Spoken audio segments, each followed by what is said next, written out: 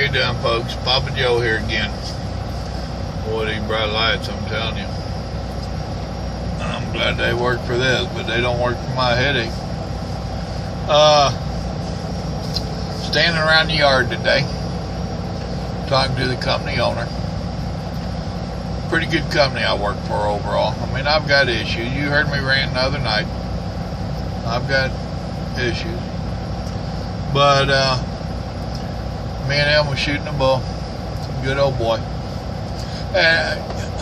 How can you throw rocks at a company that when the owner sees the driver pull in, he comes out, talks to the driver, looks at your truck and whatnot, shoots a bull with you for a little bit.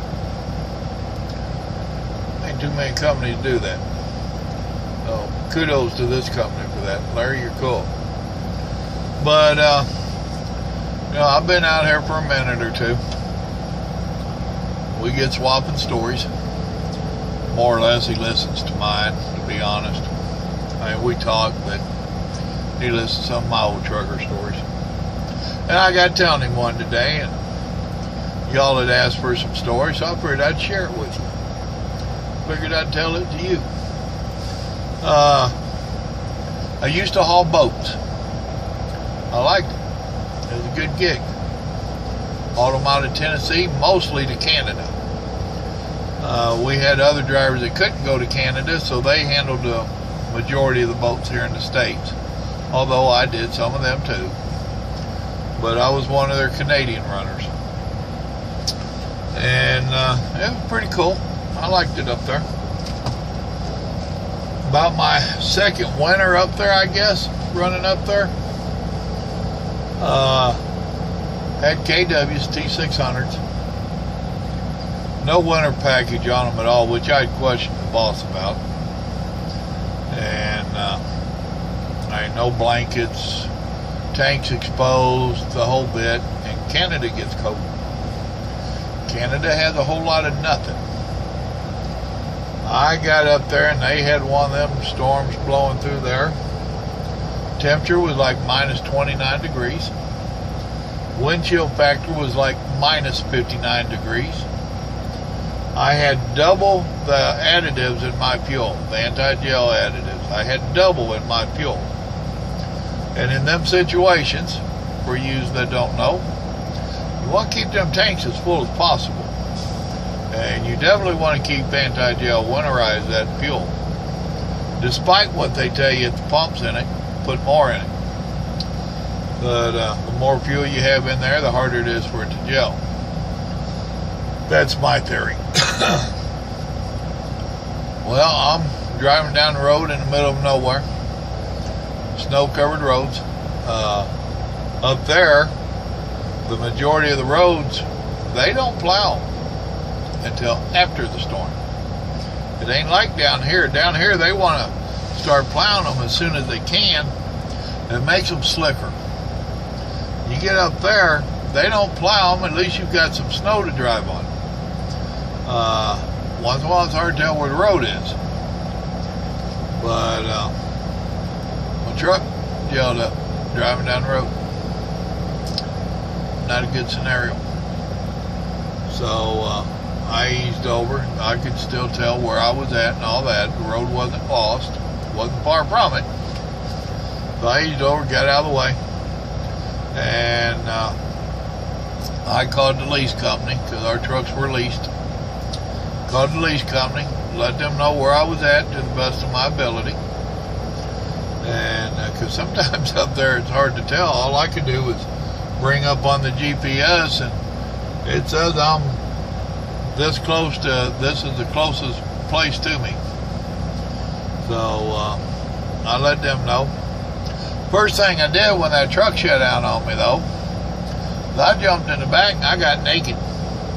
And I commenced putting on long johns and insulated socks and a couple pair of clothes. And I knew I was fixing to get cold. At minus 59 degree wind chill factor, I knew I was fixing to get cold. Then I got up here and called folks. So they was trying to find somebody sent out to rescue me. I didn't know if Canada had a 911 system or not. So I called 911. And it started ringing, so I just hung up. It wasn't but a minute or so later, my phone's ringing. It's 911 Canada style. So, do you have an emergency? I said, well, not yet. I said, but I'm in a little bit of predicament. I wanted to know if Canada had 911. I said, I'm sure you can tell that I'm not from here. And they said, yes, we can. For some reason, they could always tell that up there, that I wasn't from Canada. I don't understand. Must be the way I cut my hair. Must be the way I parted or something. I ain't sure. So, I told him basically where I was, and he knew with a little bit of effort, he knew where I was.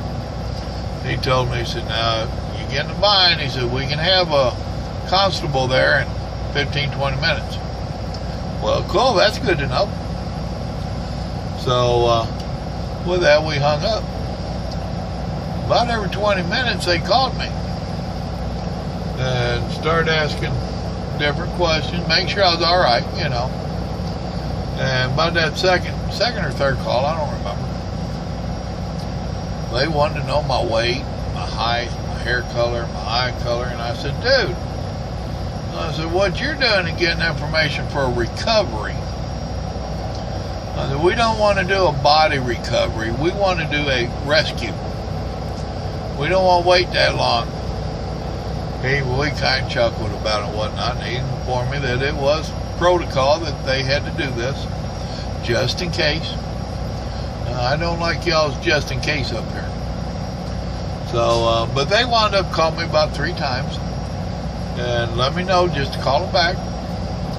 And I was that close to calling them and saying, send that old boy. I'm getting cold, and it was getting cold. It took a good hour. Done lost all the heat out of the truck. Truck won't idle.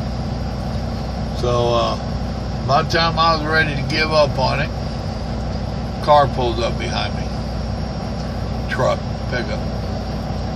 And once he figured out me, he pulled on around front here. Boy got out wearing just a pair of Carhartt jeans. All but a windbreaker. And I'm like, dude, what are you thinking? Get some clothes on. He just started laughing at me. He said, this ain't bad. And I said, yes, it is. Minus 59 for a Texas boy? Yeah, minus 59 is bad. I said, 59 is bad in Texas. Minus 59 really sucks. He just had a little bit of fun at my expense, but I told him, I said, well, while you're having all these giggles, I'm getting in your truck. And I did. So he wrapped tarps all around my truck. Got out one of them, I call it a torpedo heater. I don't know what they're really called. You know, they're 3 foot long and so big around. That forced air thing that you see in a lot of shops. He had one of them that he aimed at my fuel tank over there and fired it up. I'm sitting there because he had turned around where his truck was facing my truck. I'm sitting there watching him. I'm like, well, this could get interesting. Ain't never seen anybody heat a diesel tank with a diesel heater that's shooting flames. But he put it on there and he commenced pouring a whole bunch of gel in there and whatnot. And like I said, he had it tarped off, so the heat's hitting that tank and reflecting underneath the truck to help warm this tank up. After a little bit of that, it got fired up. He got it fired up. It ran. He gonna do his paperwork, get me to sign off on it. I said, no, you ain't. I said, about 25 miles. I don't know how many kilometers that is, but about 25 miles is the place I stopped down here. And there's a fuel stop there. I said, that's where I'm going. I said, you can just follow me. He said, well, I said, dude, charge them. Charge them by the mile, charge them by the hour, charge them by the I don't care. But I ain't signing off on your stuff till you get me to that fuel stop. So he followed me to that fuel stop. I pulled in there, and there was actually parking. There wasn't too many of us idiots out there. There was parking. I pulled in there. The damn truck froze up again just as I went to stop. I told him, I said, see there? That's why I wanted you to follow me. I said, I'll be inside the truck stop. Let me know when you get her warmed up. Here's keys. So he got her warmed up, fired up, all that good stuff. I did let it sit there and idle all night. But he got me to a safe haven. Then I signed off on his paperwork. Oh, that was a cold thing. Now, the next morning, I got on down there to where I was delivering Calgary. I was going to Calgary. And I never did understand delivering boats in the snow and ice. It's blizzard country up here. Why do you want boats? It was so cold that we have specialty straps that we use for those with metal ends, of course.